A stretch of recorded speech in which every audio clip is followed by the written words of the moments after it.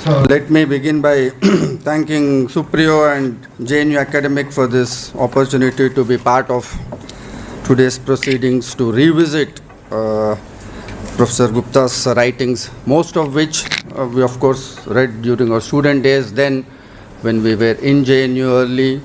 So I chose two of your writings to revisit closely in a different context. One, what is very interestingly titled as Paradoxes of Culturological Option, thus altering the peasant ego, right? That's the title of his first essay. The second is equally interesting title, Everyday Resistance or Routine Repression. Both of which arguments and both of which I have near complete agreement, and I think Professor Gupta comes dangerously close to be sounding like a Marxist, which is not. But these two essays, is fairly materialist in his approach, and his entire emphasis is really to upturn the first essay. Let me begin this way. The first essay on the culturological, what he terms it as a culturological, is an upfront, one of the few rare critiques of the subaltern studies historiography. That it is, I think, he is one of the few scholars, I think, who took on this project head on in terms of, and his central argument is that what they call as history from below to demonstrate a shared life world of the subaltern, Professor Gupta argues that their assumptions are so populist that they're part of a certain received cultural stereotype about subaltern being very ethnic in their outlook. And therefore he is raising this question that in the process of writing a history from below, subaltern studies actually reinforces and in a way reifies elitist prejudices against subalternity. That subaltern is fixed, and therefore he says that instead of offering a kind of a sociological and a historical critique based on social material positions of the subaltern, they instead take recourse to the idea of mentality, they take recourse to the idea of ways of thinking, habits of thinking, which look fixed because of certain cultural patterns in which the subaltern looks almost so immersed that he does not rework those patterns. Therefore, for instance, he makes very interesting, where he argues that for Ranajit Guha, insurgency comes across as religious consciousness, neglecting the interface between culture and structure. So Professor Gupta brings back the space for structure and says that what gets displaced in course of this kind of a culturalist or culturological study, where you displace power, and that is the second important critique that he offers, is that you displace power relations in which subaltern is imbued, and the way he or she reworks those power relations depending on the context. And therefore, culture is not a supra category which can really explain the subaltern responses. Therefore, his general overall critique is this approach of subaltern studies to study the subaltern in terms of the idea of the mentality, that there are certain received habits of thinking which go beyond. Therefore, you don't have to really study social contradictions. Therefore, you don't have to study the social position in which the subalternity becomes a kind of a generic social condition. And he gives a lot of very, very interesting details and taking a lot of pun at many of them. I should quote this as my last way of explaining Professor Gupta's position, and then move on to my question as to why I think there is perhaps a need to also revisit what Professor Gupta is arguing. Let me quote him on this, where he's saying that failing this, the tendential compulsions would be to invent a separate mind. That is failing, which meaning failing if you don't take social contradiction structure seriously, which is then replaced in subaltern studies by a tendential compulsion would be to invent a separate mind, mentality, or habit of thinking along the lines of Weber's ideal type, to which the oppressed of the world, under different conditions and situations, uniformly submit. This tendentious compulsion is also one to which elitist scholarship has all along shown allegiance to, and it is also one which is in consanguinity with uncritical populist constructions of reality. That Guha et al. Had to submit to it when their ostensible purpose was to combat elite historiography is no small irony. I hope this point is clear with all of you. The point that is getting at that in the process of writing a history from below, you try to capture the subaltern traits through some notion of a constructed cultural traits of the subaltern, which are as if they are transhistorical, permanent, constant, given and received, which is itself is prejudicial towards subaltern. As if subaltern does not rework those categories in course of interaction with social power on everyday basis, in course of negotiating with social structure. That is the question he's driving at, and I think it's a very pertinent question, I think heart of a critique of subaltern project. But my question still is that, does that then discount the fact that their society can be constructed?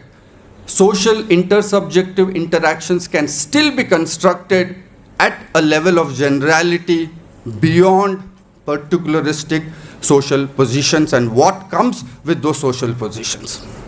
Are we reducing? This is a classical materialist position, that are we then reducing all of social thinking, all of social interaction to particularistic social positions? Or is there a space for this construction of a certain generality, a general common traits, which can be cultural, which then become a medium for social interaction? Do we have to? And is this method of constructing certain generality specific only to subaltern studies project, or would we not say that this level of generality or this level of abstraction is in fact common to almost all of modern political theory? Why then single out subaltern studies project? In this, I would raise few pointers to see that how, and I would ask Professor Gupta my question that, how in some of these alternate theoretical frameworks I would point out to, how is their construction of this generality at the cultural level different from subaltern studies? Let me begin with a sociologist, Robert Bellah, who coined the term American civil religion.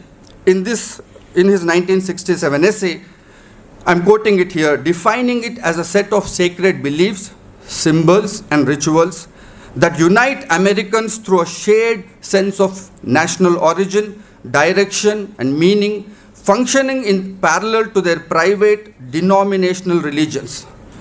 This national ethos, drawing from biblical traditions and Enlightenment ideals, shapes American identity, nationalism and values through phenomena like presidential speeches, national holidays, patriotic rituals such as singing the national anthem. So Robert Bellah goes on to argue that what American new nationalism is like a civil religion, because it draws upon the same similarity of cultural traits, drawing on the continuity of the old religious culturalism that existed in America. Therefore, there is a cultural memory that continues into the modern phase. And therefore, nationalism is nothing but civil religion. It's an oxymoron, civil and no religion. There is this construction of generality.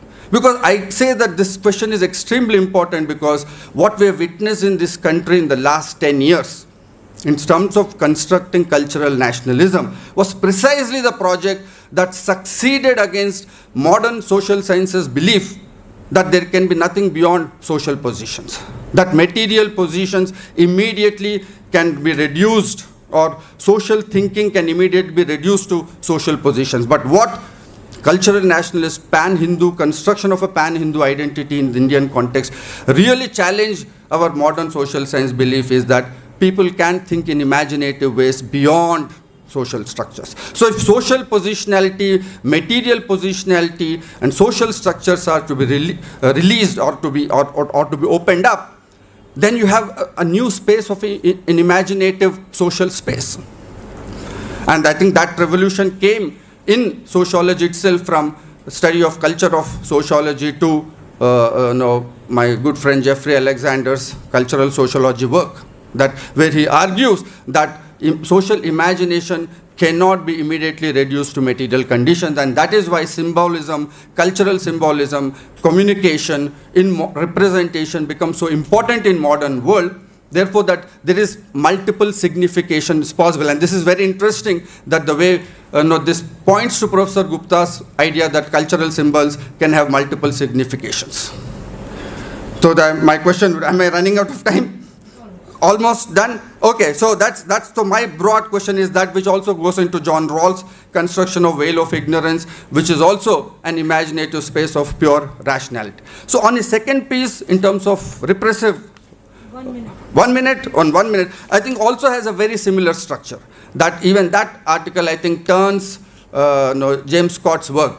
And this one of the few scholars who have done it very early on to challenge, when in fact it's easy to do it now, but when he did it, it was the heyday of James Scott's work, global icon. But I think Professor Gupta was always known to speaking out and calling a spade, where even in this work, I think the structure of the argument is very similar to the other piece, where he says that James Scott believes the popular prejudicial narratives available in the public domain, and then believes that the subaltern, the peasantry takes recourse to lying, petty theft, buying motorcycles, and he gives that startling data you give about a motorcycle and the grain, and then he says the mice could have done it much better.